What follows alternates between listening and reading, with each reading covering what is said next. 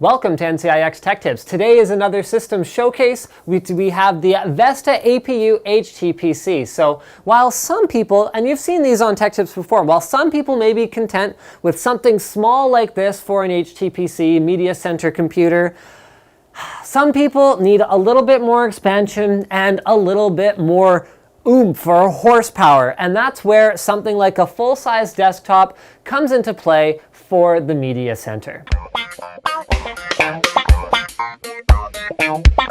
Let's start with a look at the exterior of the machine. We went with a Silverstone chassis. This is a micro ATX case. However, it does have a ton of expansion and a ton of cooling. So as per your expectation, my expectation with Silverstone, the front bezel is absolutely beautiful. You've got a brushed aluminum finish. You've got metallic sort of outlined buttons that look really sleek. Front USB 2, front headphones, as well as front microphone. Now, while you would rarely plug headphones into the front of a media PC case, you might from time to time plug in like a line out or whatever else you need to output audio to something else. Now, when you turn it onto its sides, on the one side, you find ventilation space with a 120 millimeter cooling fan.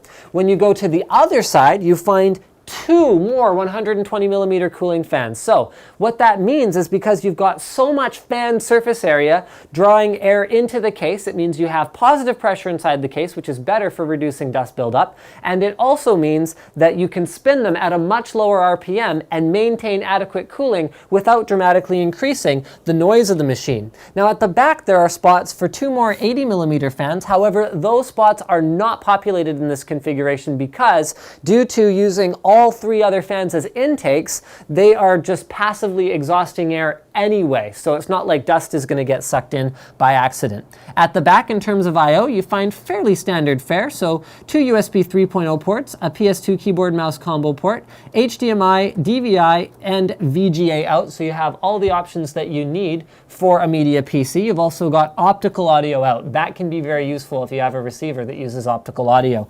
You've got four USB 2.0 ports, gigabit LAN, and 7.1 analog audio out. Now, the system doesn't have a dedicated graphics card by default, but it is fully capable of one. More on that once we open it up and have a look at the inside.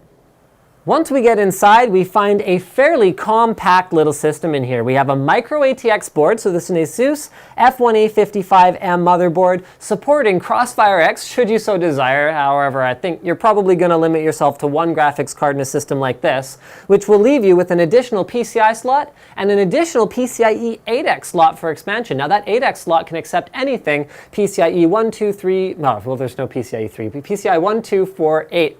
Or even 16 with reduced bandwidth. So you can put in pretty much whatever you want in terms of expansion. We've got a 3650 APU. Remember that an APU runs dedicated DirectX 11 graphics right off of the CPU itself. So AMD has combined the quad-core CPU with the GPU and put it onto one chip that runs right off your motherboard. Now this is a DVD drive in this system. However, like I said, this system is all about expansion. You can throw in a Blu-ray drive. You could even throw in a dedicated graphics card, such as a Radeon 7770, anything that takes only one PCIe 6-pin power connector without any additional changes to the system. We've even left a PCIe 6-pin power connector right here as a courtesy connector that you can easily plug in just by disconnecting it from the other ones that it is bundled with. It uses a 1 terabyte blue class hard drive from WD, so that is quiet and performance, but not as quiet as a green and not as high performance as a black, so it's more of a balanced approach drive. For the boot drive, I always do recommend an SSD. If you are going to make any upgrades to the system,